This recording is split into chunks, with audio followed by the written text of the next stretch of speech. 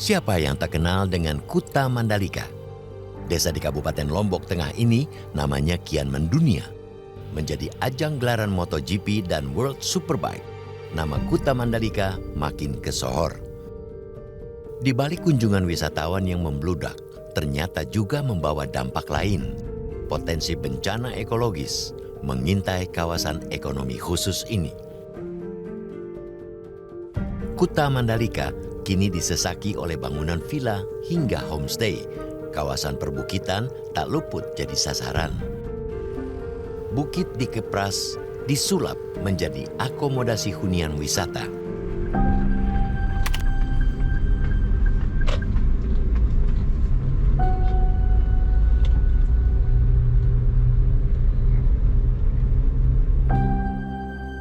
Bukit Sekar Kuning di Dusun Ketapang, Desa Kuta termasuk salah satunya.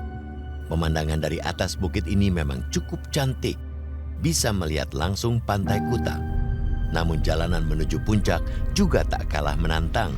Selain sempit dan berkelok, tanjakannya juga cukup terjal. Di sepanjang jalan berjajar bangunan baru, mulai dari homestay hingga villa. Kebanyakan bangunan tersebut dimiliki atau dibangun oleh warga negara asing atau WNA.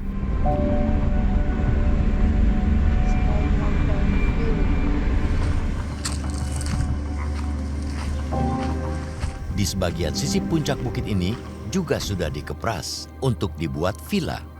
Pemilik lahan menyebut lahan ini sebenarnya sudah dibeli oleh seorang warga negara asing.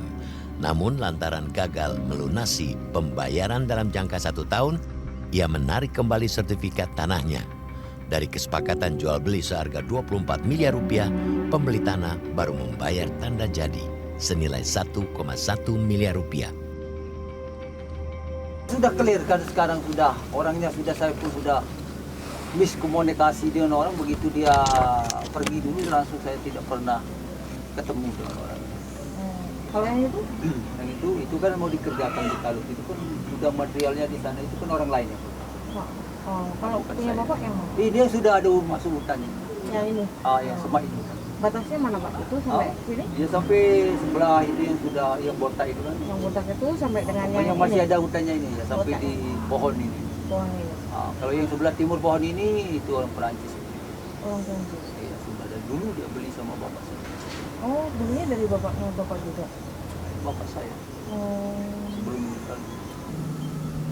Kalau Bapak itu kemarin dengan orang WNA, apa perjanjiannya? Yang mau Ya, orang Spanyol itu. Iya, Spanyol itu. Kan? Alvaro ya? Ada nama perjanjian itu. Apabila dia tidak melunasi sampai dalam jangka waktu 1 tahun, DP hangus dan sertifikat saya boleh saya tarik kembali. Emang dia? Kembali dia tarik. Oh, dia DP berapa? 100. 100 DP-nya? Nilai total ininya berapa? Transaksinya harusnya berapa? Masalah harga semuanya? Iya. Sekitar 24 M. Luasnya berapa tuh? Ada 4 hektar. 4 hektar. Harusnya jatuh tempo itu pelunasan kapan? Ya, masuk ke 1 tahun.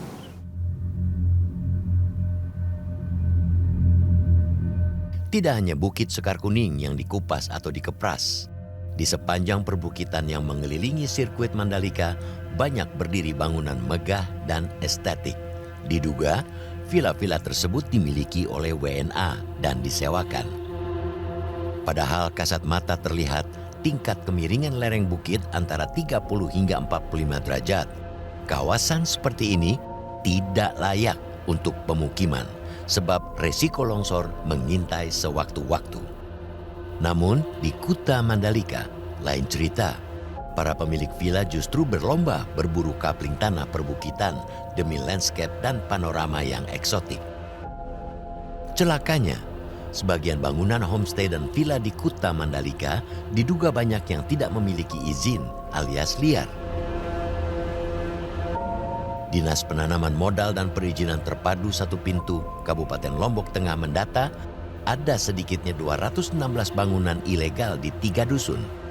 sudah gambar terpenuhi, syarat ini apa ini sudah terpenuhi. Persetujuan bangunan gedung belum dikantongi, namun bangunan sudah berdiri. Melakukan pengawasan beberapa bulan yang lalu, yaitu ada di 3 dusun, yaitu dusun Mengalung, dusun Merendeng, sama Emong 1. Sesungguhnya bahwa pila-pila yang dikategorikan belum berizin tersebut masih dalam proses pengurusan izinnya. Karena awal-awal pemerintah daerah itu menghimbau, artinya mempermudah arus investasi masuk di Lombok Tengah dengan memberikan tenggang waktu sampai 1 tahun waktu itu, sehingga ini membuat satu geliat para investor itu membangun. Tapi prinsipnya Pak Bupati pada saat itu adalah kita permudah dulu. Ketika sudah membangun maka otomatis izin itu akan berjalan. Kan tidak mungkin mereka akan meninggalkan investasinya yang begitu banyak, hanya persoalan biaya izin yang hanya puluhan juta. Itu maksudnya beliau. Hanya untuk memancing.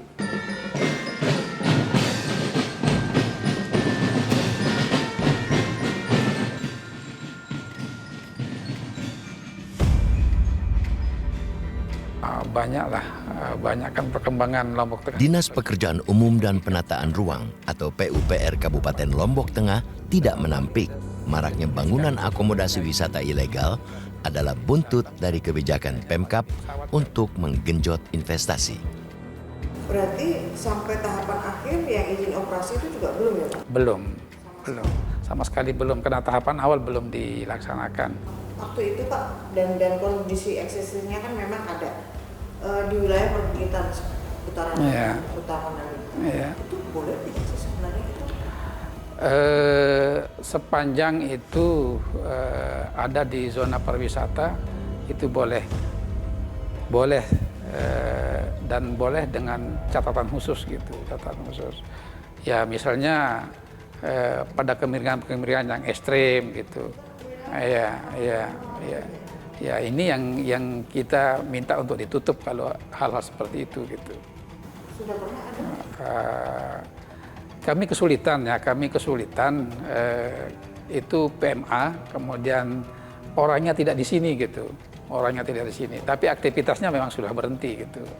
Sudah berhenti aktivitasnya. Akomodasi wisata di Kuta Mandalika kini didominasi oleh penanaman modal asing atau PMA. Celakanya, tidak hanya bermodal sewa lahan murah, sebagian besar bahkan menguasai atau memiliki tanah langsung dengan cara membeli dari warga setempat.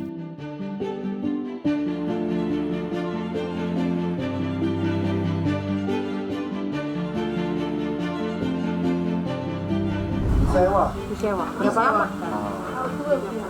30 tahun. Totalnya berapa? 900. 900 ribu. 30 tahun, 900 ribu. Ya murah sekali.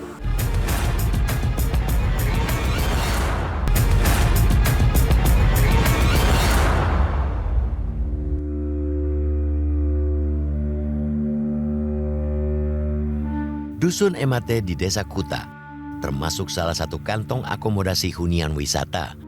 Di wilayah perbukitan ini banyak berdiri bangunan baru. Sebagian lainnya masih proses dibangun.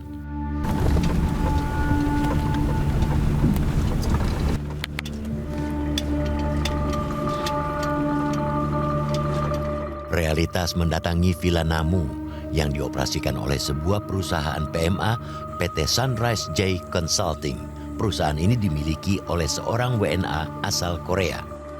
Kalau untuk izin kami semuanya lengkap di sini, mulai dari PBG-nya, surat kontrak sewa dengan yang punya tanah di sini. Seperti yang saya jelaskan tadi kan ada 3 sertifikat di sini. PBG-nya ada, NIB-nya ada, terus sertifikasi hotelnya ada, semua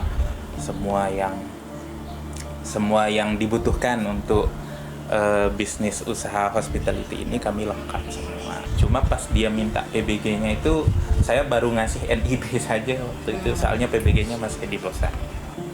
Kalau ini PBG-nya Ini PBG-nya. nomor berapa tuh Mas? 19.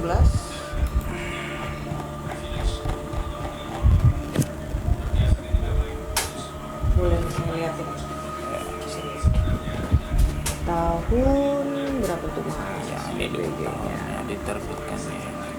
Oh, Pak Jalaluddin ya. Ini PTSP ya? Ya. Jalaluddin 1623.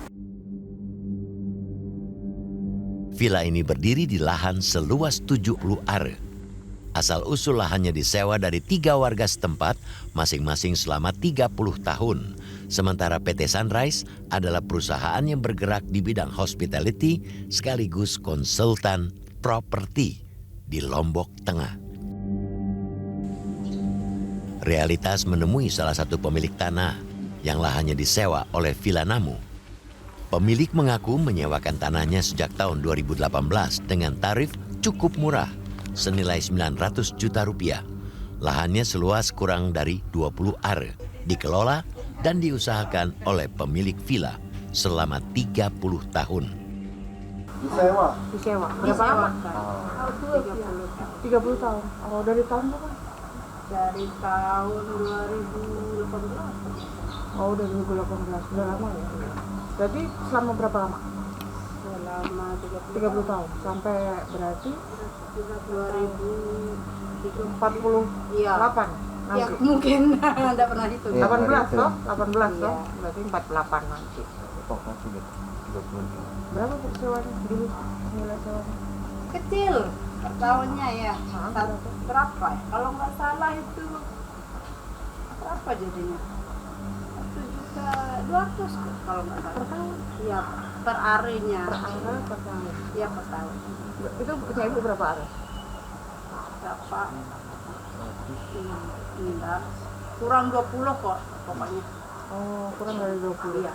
Diberikan uangnya langsung sekalian selama 30 tahun itu atau per termin? Per tahun? Per ini 3 kali bayaran. 3 kali bayar. Iya. Totalnya berapa? 900. 900 juta. Iya. 30 tahun Bu, 900 juta. Iya, murah sekali. Rugi Bu. Ya kalau kita pikir sekarang rugi amat, ya banget kalau kita hitung dari ininya per tahunnya. Tapi ya mau gimana, dulu kan masih belum ada yang ini. Daerah sini ya? Iya, belum Belum ada ada yang kan? sewa.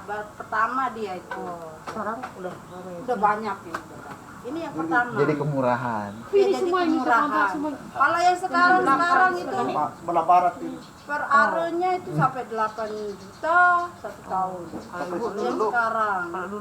Kalau dulu saya 1 juta kalau nggak salah. Oh, di sini yang lain-lain disewakan atau di Jadi di sebelah Sebelah barat sini ini banyak. semuanya banyak yang sewakan tanah. Di sekitaran Dusun Emate dan Mong 1 berdiri banyak villa.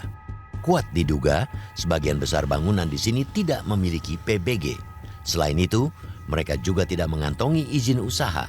Sebagian besar villa lagi-lagi dimiliki oleh WNA.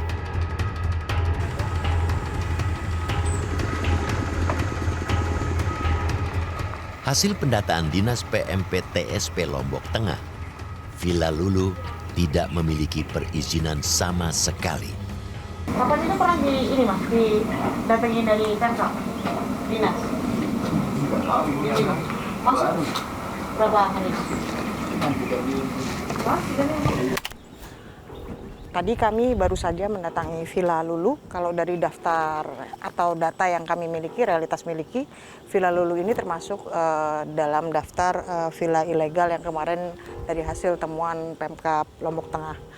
Nah, yang masuk kriteria ilegal di sini adalah dia tidak memiliki izin sama sekali, atau pada saat dilakukan verifikasi tidak bisa menunjukkan izin sama sekali, termasuk tidak ada PBG atau IMB. Nah, kalau kami lihat di sini di aplikasi ini Villa Lulu ini memiliki 3 unit kalau nggak salah, 1, 2, 3. Ya, masing-masing ini punya kolam renang. Kalau untuk rate-nya kita cek dulu sebentar berapa harganya ya. Oh, ini sekitar 2,4 juta. Ini kamarnya ini. Nah, di Dusun Mong ini memang di daftar kemarin temuan Pemkab ini cukup banyak begitu villa-villa, baik itu villa, homestay dan sebagainya yang baru dibangun. Di sini kelihatan banyak sekali memang.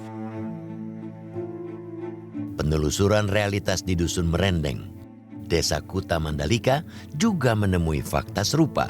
Di salah satu bukit di sini berdiri sebuah villa milik WNA bernama Alvaro. Villa yang terdiri dari 15 unit ini berada di dataran cukup tinggi dan akses jalan cukup curam. Villa ini juga tidak berizin. Sekarang kan kemarin waktu pendataan, tapi dari Pemkab sini kan nggak ada. Belum ada apa-apa. Soalnya pas saya tanya, ada udah diurus sebelumnya. Ini mungkin apa? Gila sih. Villa, 15 unit. 15 kamar, 15 unit. 15 kamar. Nyambung semua. Atas nama kesejahteraan dan pendapatan daerah, investasi di Kota Mandalika terus digeber. Pintu investasi dibuka selebar-lebarnya, namun Pemkab tidak mawas. Praktik penyelundupan hukum terjadi di depan mata. Kalau hutan dan bukit sudah dipapras, pembangunan villa digenjot habis-habisan, siap-siap bencana ekologis melanda. Saya pikir Pemda Lombok Tengah juga harusnya jujur lah, misalnya. Lombok Tengah itu hari ini menerbitkan RTR, tapi tidak mampu mengimplementasikannya.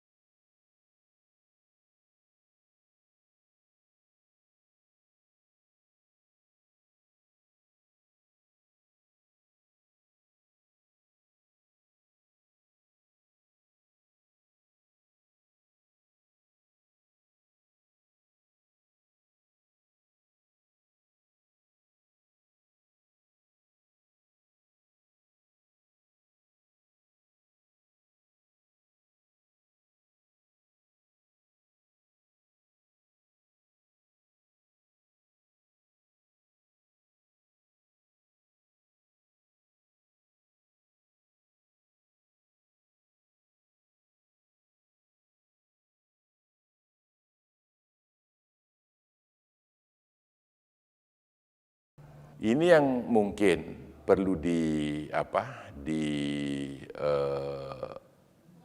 dicermati oleh pihak BKPM pusat di dalam pemberian izin berinvestasi. Ya.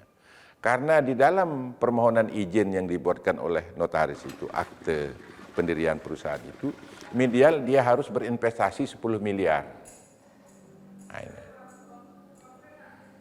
Nah ini apakah mereka benar-benar yang mengantongi PMA ini sudah berinvestasi minimal 10 miliar apa enggak? Ya kadang-kadang dia buat kios kecil atau bekas rumah kecil di Modep, nah dia langsung mengatakan dirinya PMA. Jadi di dalam mekanisme berinvestasi itu masih harus beli, bisa saja juga sewa lahan. Tetapi kalau hanya bangun rumah 2 kamar, itu pun dia dia Modep, saya yakin tidak akan menghabiskan sampai 10 miliar. Banyak nomini itu dengan cara dia bulenya itu menikahi orang sini. Wahana Lingkungan Hidup NTB menilai Pemkab Lombok Tengah gegabah dalam menegakkan kebijakan investasi. Dampaknya, pembangunan masif terjadi, namun keberlangsungan lingkungan diabaikan. Investasi di sektor pariwisata dinilai tidak banyak berdampak bagi masyarakat lokal. pembangunan di Mandalika, kami wilayah NTB sudah mengatakan sudah tidak terkontrol lagi, sudah tidak memiliki pertimbangan terhadap daya dukung, daya tampung lingkungan hidup yang ada di situ. Mandalika sebagai sebuah kawasan ekonomi khusus, dia memiliki aturan-aturan khusus, pun juga soal rencana detail tata ruang, soal wilayah konservasinya, soal wilayah ruang terbuka hijaunya, soal bagaimana kemudian pencanangan wilayah-wilayah di hutan lindung yang berbatasan dengan kawasan hutan, pembangunan infrastrukturnya, terus ROI pantainya, itu dalam aturan. Dalam prakteknya hari ini ternyata tidak implementatif, tidak ada yang melaksanakan, tidak ada satu penegakan hukum, tidak ada yang kemudian mengontrol dan mengawal itu. Dan wilayah-wilayah pegunungan yang ada di situ, yang harusnya kemudian kalau misalnya mau diubah, dia itu harus memiliki izin yang sungguh ketat verifikasi teknisnya, tapi ya tadi itu nggak implementatif. Saya pikir Pemda Lombok Tengah juga harusnya jujur lah, misalnya Lombok Tengah itu hari ini menerbitkan RTR tapi tidak mampu mengimplementasikannya, ya tentunya bagaimana dia mendiskusikan itu bersama warga, bersama rakyat untuk bagaimana mengimplementasikannya.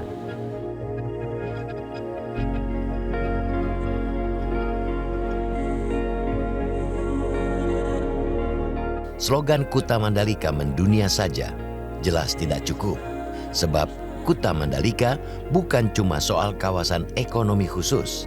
Investasi asing juga bukan semata mendatangkan modal dari luar negeri. Sebaliknya, harus ada aturan yang jelas dan berkeadilan agar masyarakat setempat tidak hanya sekedar menjadi penonton di pinggiran Mandalika.